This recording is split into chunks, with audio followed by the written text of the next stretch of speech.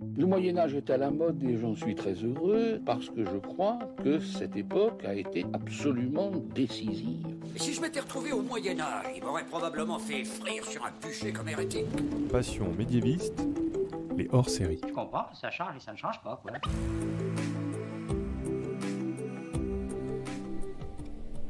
Bonjour à tous. Je vous en avais déjà un petit peu parlé. J'ai envie de faire des hors-séries de ce podcast, de parler du Moyen-Âge et des médiévistes d'aujourd'hui d'une façon un peu différente que celle dans les épisodes de Passion médiéviste.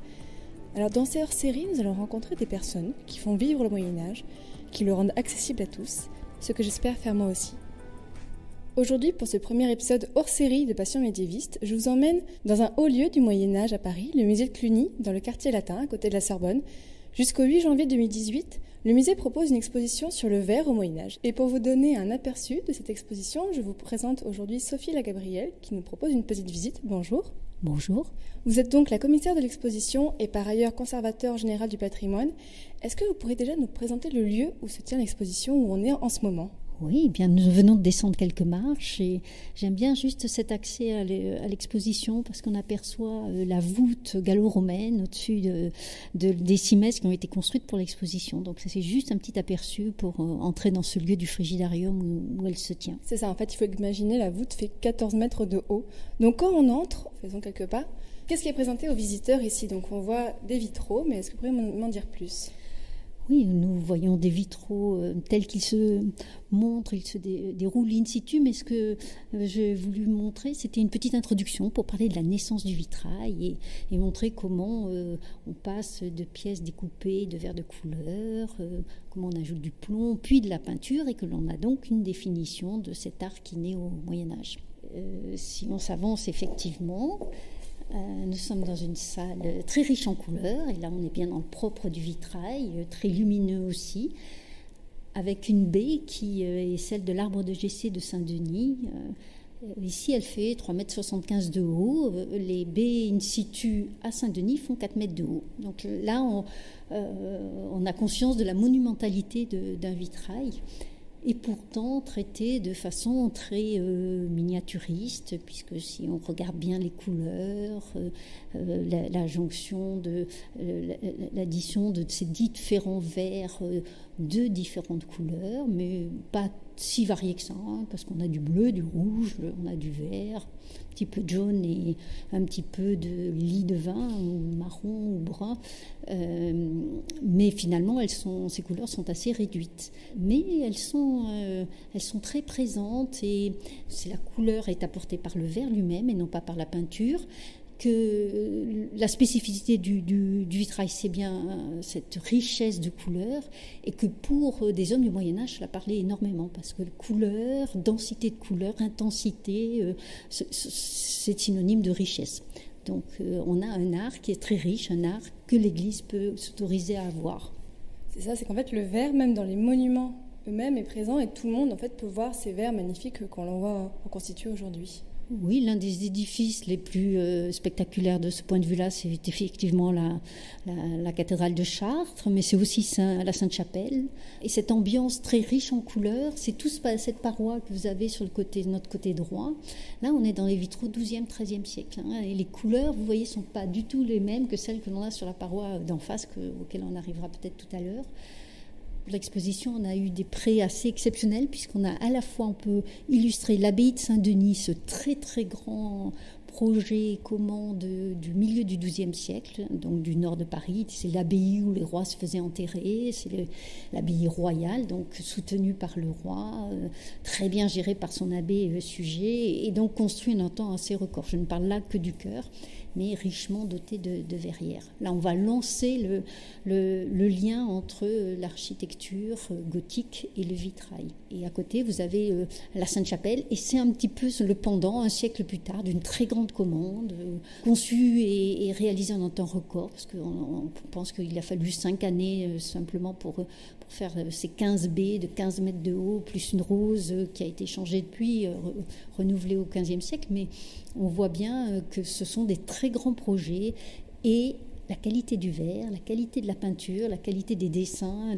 la force de réalisation, de conception imagée sont aussi au niveau de ces grandes commandes. Est-ce que vous pourriez aussi nous raconter comment on voit l'évolution autour de nous au fur et à mesure des années ? Oui, ces verres, on l'a dit, des couleurs finalement très réduites que l'on a au XIIe et XIIIe siècle. Il y a des choses qui sont assez caractéristiques, par exemple pour un vitrail du XIIIe siècle, regardez ces rouges qui sont comme flammés, comme fouettés. Et cette difficulté qu'ont les premiers verriers à obtenir un verre rouge très pur et très uniforme, qui est mélangé à du verre blanc pour ne pas assombrir la couleur. Finalement, c'est une des spécificités du vitrail du XIIIe siècle dont vont se servir les peintres verriers. Alors ici, ils vont faire les flammes. À partir de ça, dans d'autres endroits, ils vont faire du sang. Ils vont utiliser les défauts du verre. Nous, ce sera un critère de datation, par exemple. Si on continue ensuite dans l'exposition, on peut voir déjà ici, on va s'en approcher, plusieurs manuscrits qui sont présentés juste avant la deuxième partie. Pourquoi avoir fait ce choix de présenter des manuscrits en parallèle de l'exposition sur le verre ? Oui, effectivement, c'est vraiment un parti pris, un parti de mettre les objets de verre, qui sont le sujet de l'exposition, en relation avec une iconographie du temps, de façon à avoir à la fois les évolutions techniques et puis les contextes d'utilisation. Alors ici, effectivement, nous sommes sur un très beau manuscrit qui vient de la collection Louis de Bruges par un peintre, Jean Hencart, qui est probablement un peintre qui a travaillé pour le duc de Bourgogne, et on s'aperçoit que les fenêtres sont beaucoup moins luxueuses que l'on peut penser. Elles sont certes en forme de croix, ce sont des croisées, mais le vitrage est absent. On est pourtant à la fin du XVe siècle. Ça nous montre combien le verre et finalement le vitrage pénètrent très très lentement dans les demeures au cours du Moyen-Âge. Ici, vous voyez un très beau manuscrit de Jean Colombe, qui est un peintre du Val-de-Loire, qui travaillait pour les rois, qui se trouve à Lyon, ou en côté Savoie, et qui nous montre une croisée vue de l'intérieur. C'est un intérieur de boulangerie, donc c'est très vivant, c'est la base d'une enluminure de calendrier. Vous voyez que le vitrage n'est présent que dans la partie haute de ces croisées, ce qu'on appelle l'imposte, et la partie basse, ou le jour bas, est fermée par des volets de bois. Donc là, on a vraiment la fenêtre la plus commune du Moyen-Âge, lorsqu'on a évidemment les moyens de se payer un peu de vitrage. Donc là, on est chez un riche boulanger. Et là, on accède dans ce qui est la plus grande partie de l'exposition. Donc, c'est beaucoup d'objets en verre qui sont présentés, donc assez divers et à peu près de toute époque. Pourquoi ces objets ont été choisis pour l'exposition ? Quel a été le critère de sélection ? C'est une bonne question, comme on dit.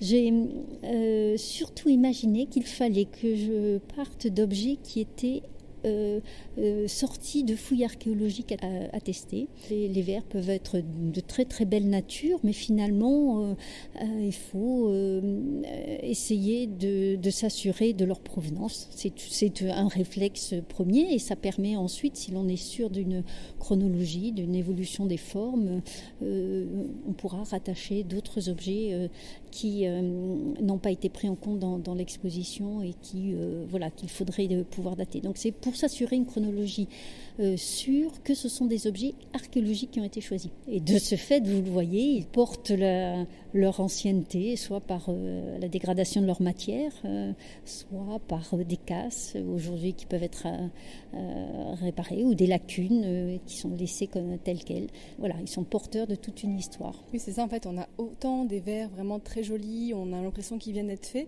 mais autant certains, même on se demande comment ils font encore pour tenir debout, tellement en fait ils sont encore très fragmentaires. Et c'est le parti de l'exposition que de faire appel à des socleurs assez expérimentés, de façon à nous présenter les pièces un peu parfois en apesanteur, donc surélevées, montrées de façon variée. Donc vous avez par exemple ces verres apodes qui n'ont pas de pieds puisqu'ils sont apodes, donc ils sont retournés tels qu'on les voit parfois sur des enluminures.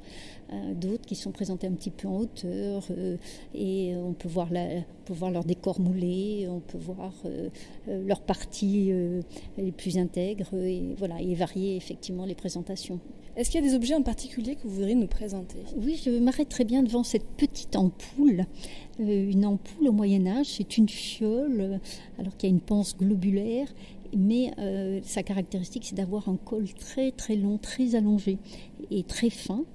Et le fait est que ce col a une utilité, c'est qu'il permet de réguler les flux. Et effectivement, l'homme au Moyen-Âge ne boit pas dans un verre. Au XIIe, XIIIe siècle, à l'époque, là, il va boire directement au goulot.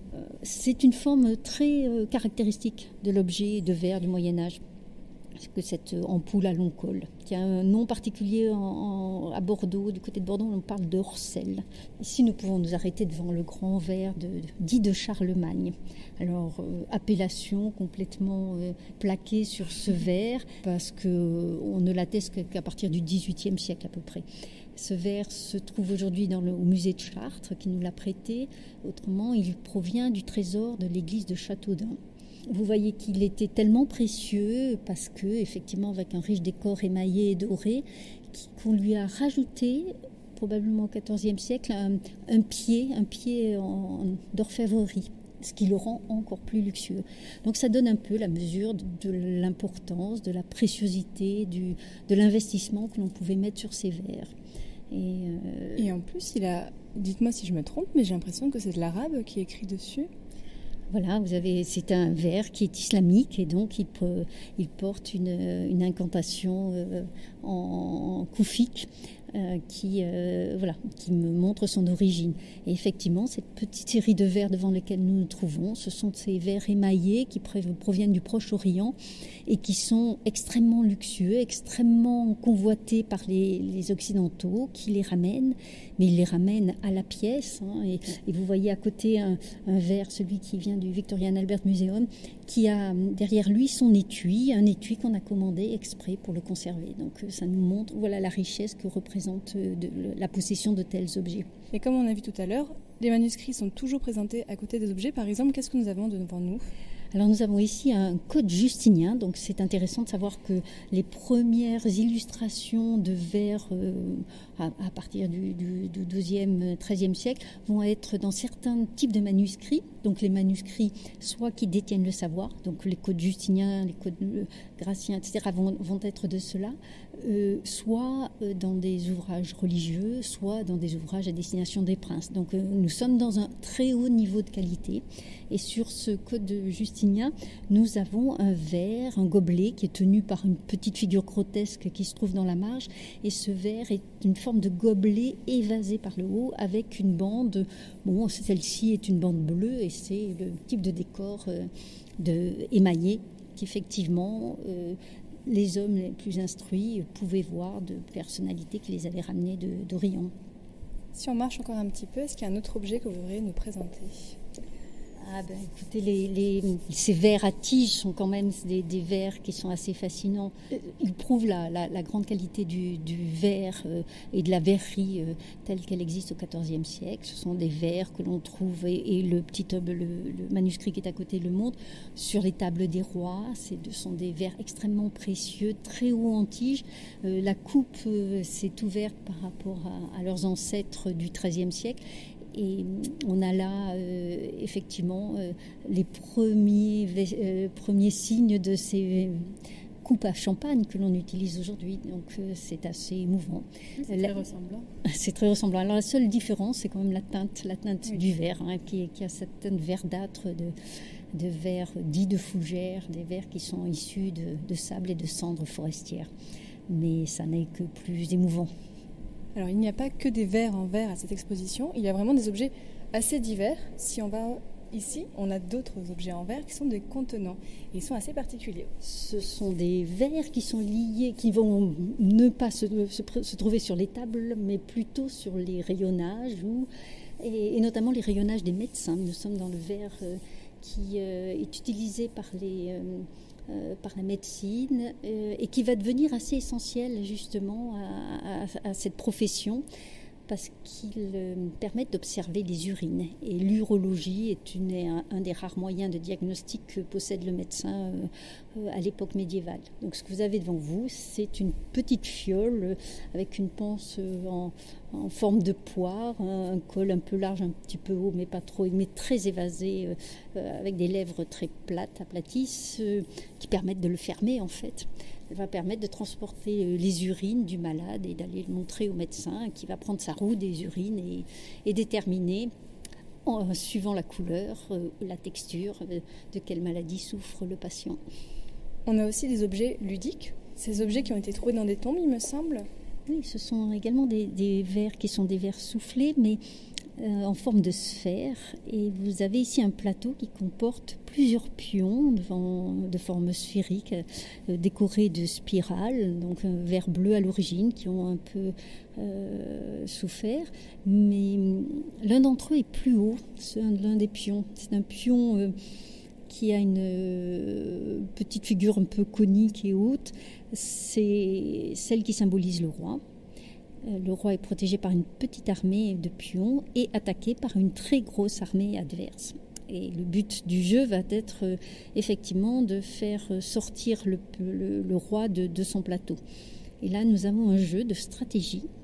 Et ce qui est intéressant, c'est de noter que les Vikings ont beaucoup apprécié ce type de jeu, au point de les mettre dans leurs tombes. Et on s'est même aperçu que c'était les tombes des chefs vikings qui étaient notées et identifiées par ce type de jeu. On va se diriger vers la troisième et dernière partie de l'exposition, donc le verre précieux et de précision. Où là, le verre est travaillé de façon très particulière et on voit vraiment des objets un petit peu plus précieux que ce qu'on a vu jusqu'à présent.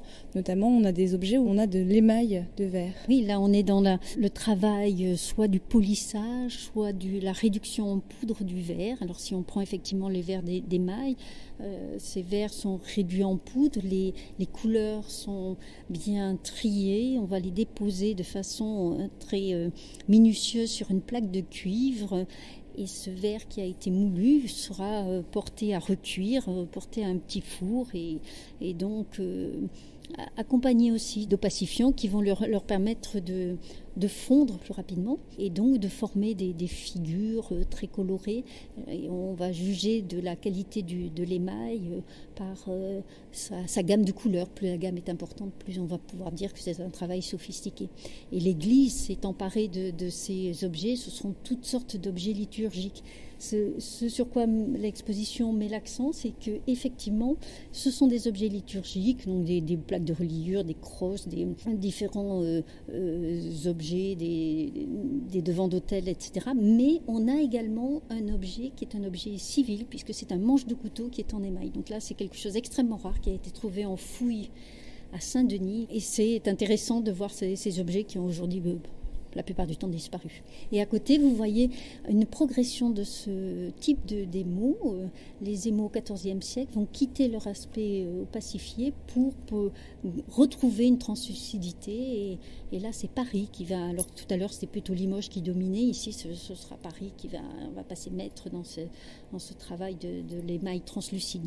Et si on avance aussi un petit peu, il y a un objet qui, quand j'ai visité l'exposition il y a quelques jours, m'a particulièrement interrogée, c'est un miroir. Aujourd'hui, il y en a très peu comme celui-là.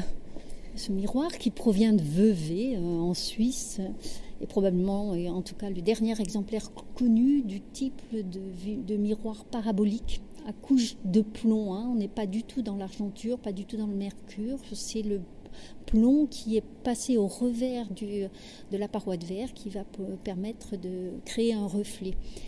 Donc c'est une technique complètement perdue aujourd'hui qui était vers 1500, enfin à partir de la fin du XVe siècle et dominée par les Allemands.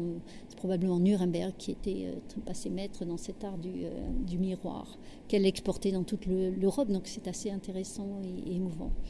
Le fait que ce soit convexe va permettre de grossir effectivement, et c'était l'aspect qui intéressait les hommes du Moyen-Âge.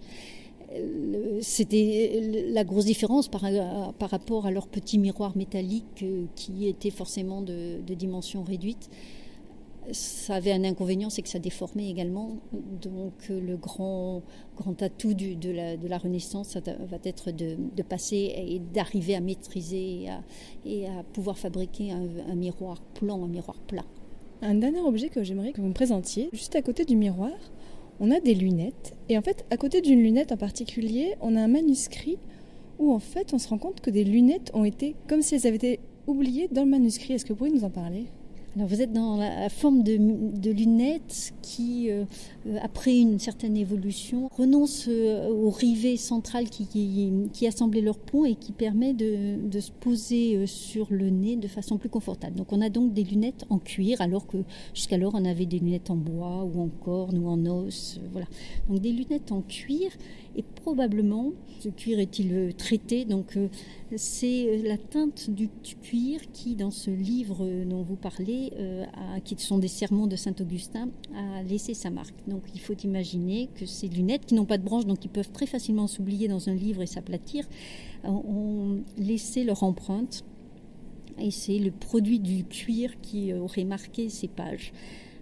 Soit les lunettes étaient très neuves, soit de façon plus amusante. On peut penser que la personne s'est endormie longtemps ou a appuyé dessus, et la marque est aujourd'hui indélébile. Sur le site du musée de Cluny, j'ai vu qu'il y avait beaucoup de visites guidées pour vraiment rendre l'exposition plus accessible au grand public. Et je voulais vous demander, aujourd'hui, est-ce que, à votre avis, le grand public a toujours une image un peu archaïque du Moyen-Âge comme une période sombre, ou est-ce que vous pensez que les mentalités sont en train d'évoluer ? Bien, je vous remercie de poser cette question, parce que je trouve que c'est intéressant de rechercher un Moyen-Âge qui n'est pas un Moyen-Âge mythique, mais au contraire qui est à la base de nos civilisations actuelles. Et c'est quand même intéressant de se reposer la question de le confort des maisons, avec vitres ou non vitres, les premiers verres que l'on trouve sur les tables des grands, mais également dans les tavernes, les premiers objets qui vont être les premiers contenants pour production chimique et pour tout ce développement qu'ils vont connaître par la suite. Savoir que les premiers miroirs déformés, tout cet aspect-là, ou alors quand est-ce que sont apparues les premières lunettes.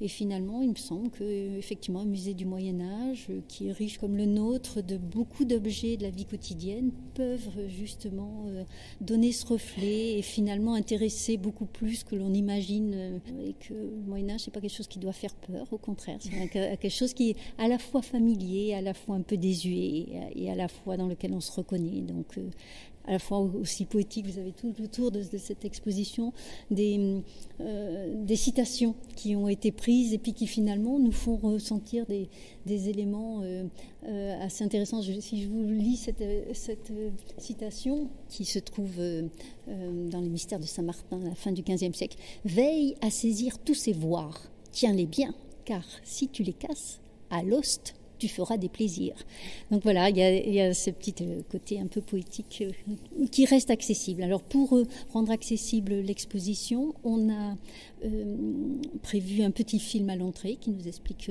d'où vient le verre, comment on le fabrique, quelles sont les spécificités de sa fabrication au Moyen-Âge. Et puis nous avons une petite vidéo également pour un type de verre particulier qui est l'incrustation du verre. Nous avons un petit livret pour les enfants, puis beaucoup de petites cartels un peu développés mais très simples à lire parce qu'ils ne font que quelques lignes et qui peuvent évoquer plus que faire que regarder. Merci beaucoup Sophie Lagabriel pour cette visite.